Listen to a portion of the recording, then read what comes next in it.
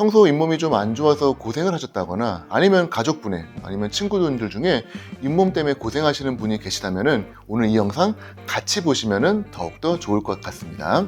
치주 전문이라고 하셨는데 어떤 것들을 주로 치료하시는지 말씀 좀 부탁드립니다. 네, 치과 하면은 치과만 있는 거지 무슨 과가 또 따로 있냐 의외로 모르시는 분들이 많으시는데 치과에도 여러 가지 세부과가 있습니다. 충치를 치료하는 보존과, 암이라든지 사랑니 발치를 하는 구강암면 외과, 그리고 틀니, 그리고 크라운을 만드는 보철과가 있고요.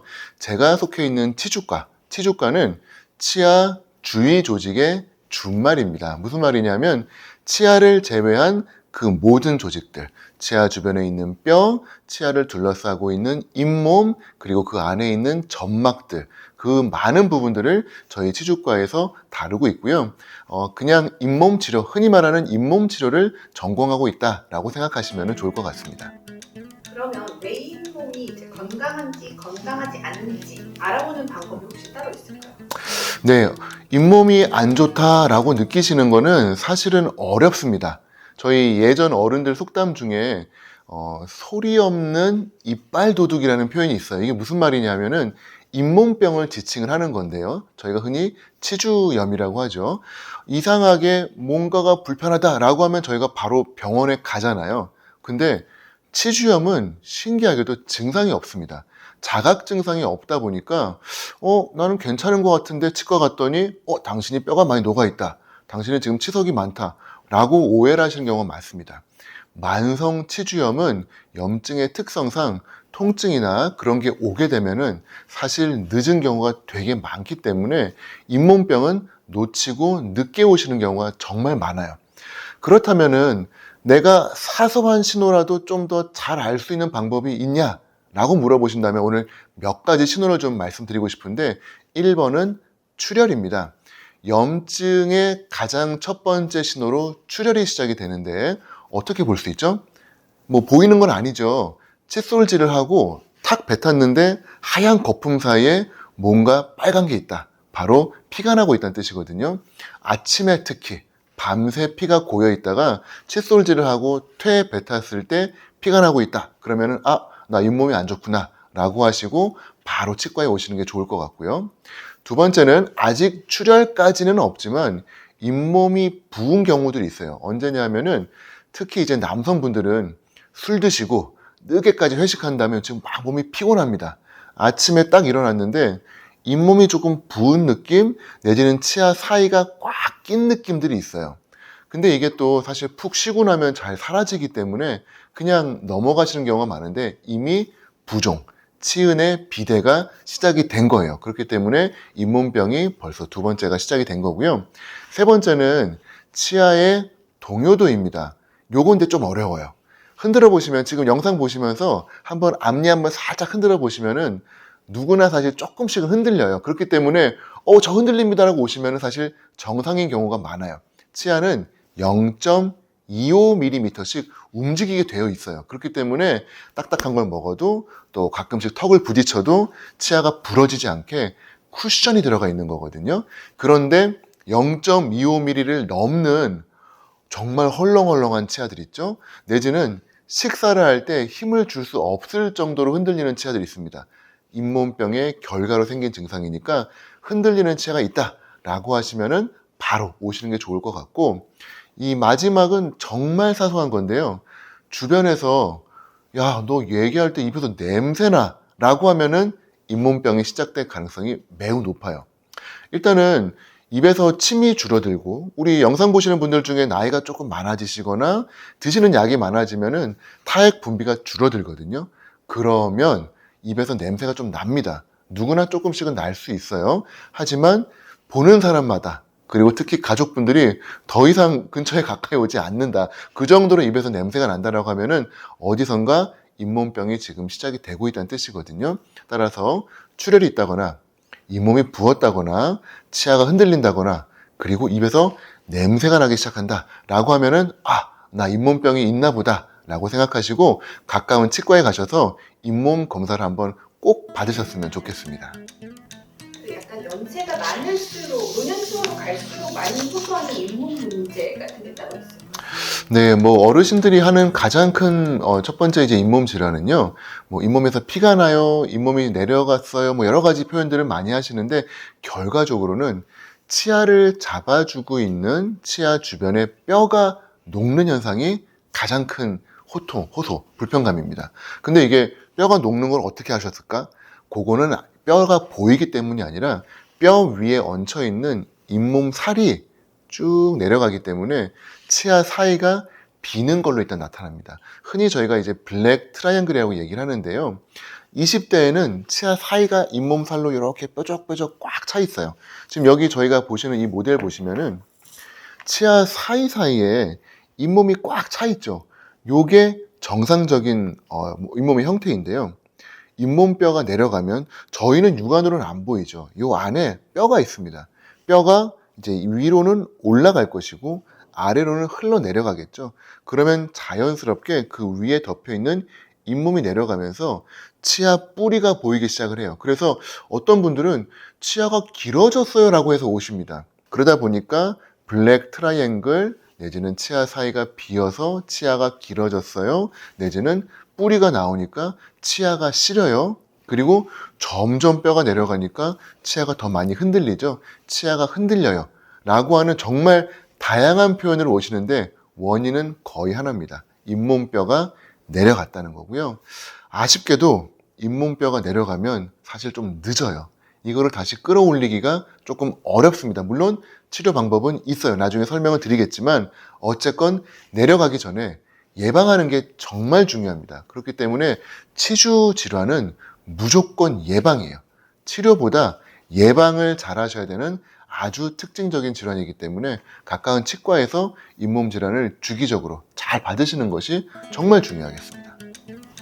그러면 이 잇몸이 내려앉는 말씀하신 그 원인은 어떤 것들이 있을까요? 첫 번째로는 잇몸뼈가 내려가는 가장 큰 원인은 사실은 노화예요. 이거는 어쩔 수 없습니다. 그 누구도 피할 수 없어요. 젊고 건강할 때는 뼈가 좋아요. 하지만 우리 나이가 들면은 골다공증이 생기는 것처럼 잇몸뼈가 조금씩 약해지기 시작을 합니다. 게다가 골 대사도 좋지 않아요. 가끔씩 어르신들 중에 나이는 진짜 많으신데 뼈가 짱짱한 분들이 계세요. 그런 분들은 일단 체구부터 달라요. 흔히 말하는 골 대사가 좋은 거예요. 무슨 말이냐? 잇몸에 염증이 생깁니다.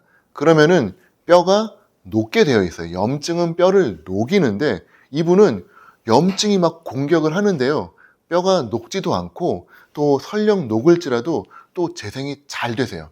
이런 용가리 통뼈를 가지신 분들은 잇몸병으로부터 좀 잘 보호받지만 거꾸로 비실비실 가진 뼈를 가지신 분들 계시죠. 뭐 특징적으로 여성분들 골다공증이 많으시다거나 그런 분들이 결과적으로 칫솔질 관리 잘 하시고 잇몸 관리 잘 하시는데도 불구하고 뼈가 자꾸 내려갑니다.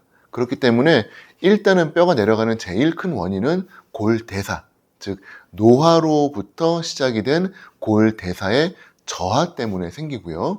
거기에 두 번째 요인, 관리가 안 좋으면 치석, 치태가 쌓이고 염증이 생기고 그러면 더욱더 뼈가 빨리 녹겠죠. 마치 기름 위에 불을 붓는 거랑 똑같은 겁니다. 그렇기 때문에 이 잇몸뼈가 내려가는 거는 어쩔 수 없는 흐름이고 그거를 저속 노화라고 요즘 유행이죠.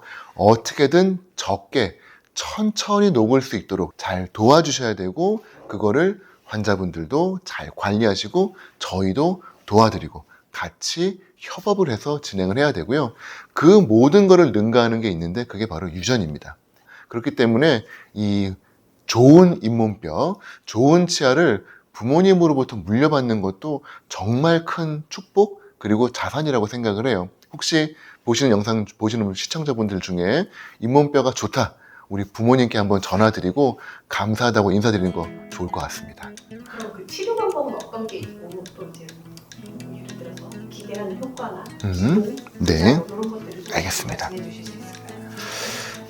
잇몸 치료의 가장 기본은 cause related therapy라고 해서 원인과 관련된 치료입니다. 잇몸병의 원인은 세균이에요. 치태와 치석. 칫솔질을 안 해가지고 치태, 미끈미끈한 물때가 생깁니다. 여기에 석회질이 끼어 들어가면 단단한 돌이 되거든요. 그때부터는 칫솔질을 해도 제거 못 하세요.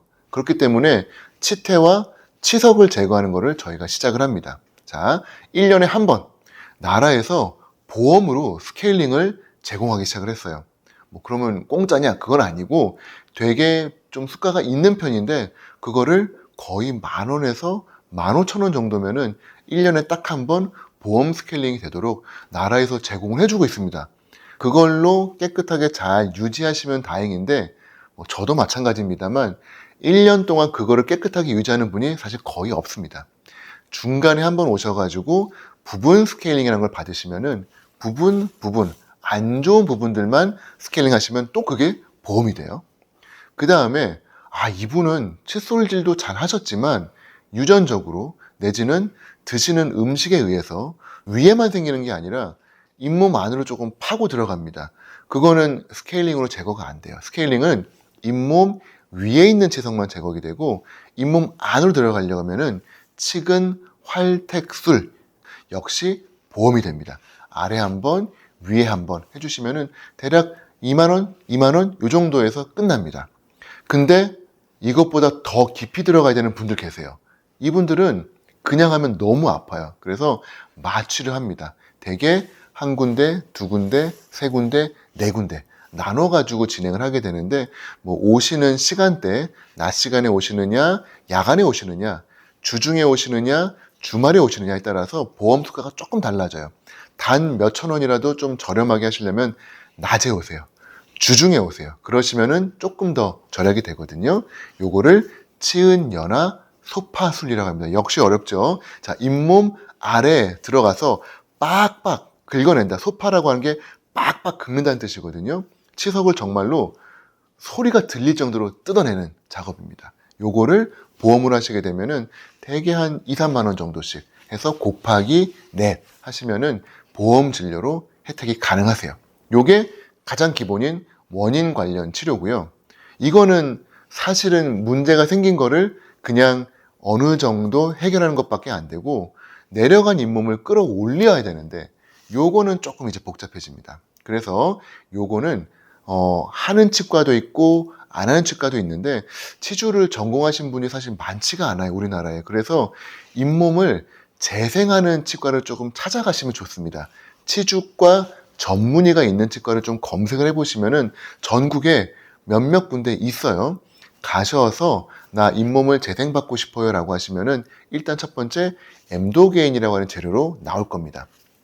엠도게인을 검색해 보시면은 이게 어린 돼지의 잇몸에서 나오는 단백질을 추출해서 우리 잇몸에 넣어주면은 요게 약간 회춘을 시켜주듯이 잇몸을 조금 재생을 시켜줍니다. 물론 이게 기적의 약물은 아니에요. 막 뼈가 막 이렇게 자라고 이런 거는 아닌데 그래도 지금보다는 조금 더 잇몸을 끌어올릴 수가 있을 겁니다.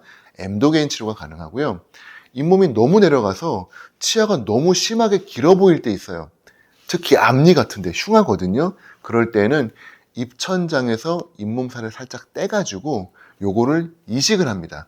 치주 성형술인데 특히 제가 하는 수식을 핀홀이라고 불러요. 핀홀은 정말 작은 구멍을 뚫어서 하는 내시경 수술 같은 방법인데 핀홀 수술이라는 걸 통해서 잇몸을 끌어올릴 수가 있습니다. 요거는 다만 우리나라에서 3명밖에 할 수가 없는 그런 수술이에요. 뭐 특히 이제 그 피놀 수술 하신 분들 중에 원장님 교수님 한 분은 또 은퇴를 하시고 막 그래서 결국은 지금 활발하게 그 수술하는 사람은 저밖에 없는 상황이 됐는데 어쨌건 피놀 수술을 통해 가지고 잇몸을 이식하면은 엠도게인과 병행했을 때 잇몸을 끌어올리는 효과를 볼 수가 있습니다.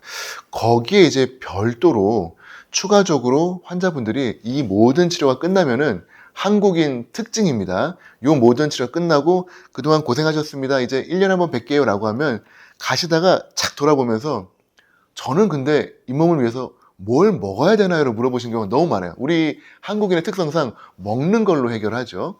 자, 잇몸에 좋은 거 뭐가 있을까? 그래서 사실은 요즘은 비타민들을 많이 권하고 있습니다.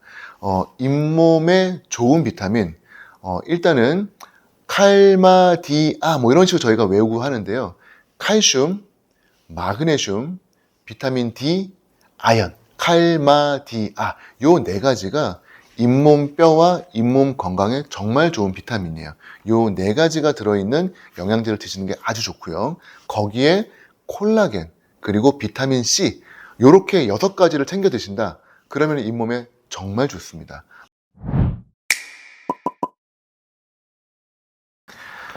자, 잇몸 질환은 사실은 아주 사소한 염증 질환이기 때문에 피가 나고 부어도 저희가 무시하기 너무 쉬워요. 그런데요, 제 치주병 환자분들 중에 정말 많은 분들이 되게 우울해 하십니다. 이게 아주 사소한 건데 병이 생기게 되면 파급 효과가 크다 보니까 삶의 질도 떨어뜨리고 또 치아가 흔들리니까 식사도 잘 안 되고 또 치아가 길어지니까 웃을 때 자신감도 떨어지니까 사회성도 안 좋아져서 친구들도 잘 안 만나시고 정말 눈덩이처럼 작은 잇몸 관리 안 했는데 삶이 망가지고 우울해하는 모습을 너무 많이 봅니다. 사소한 잇몸 관리지만 저희와 함께 꼼꼼하게 잘 받아보시면 아마 행복한 삶을 지키실 수 있지 않을까 생각합니다. 연세 구테이치과 치주과 원장 박정철이었습니다. 감사합니다.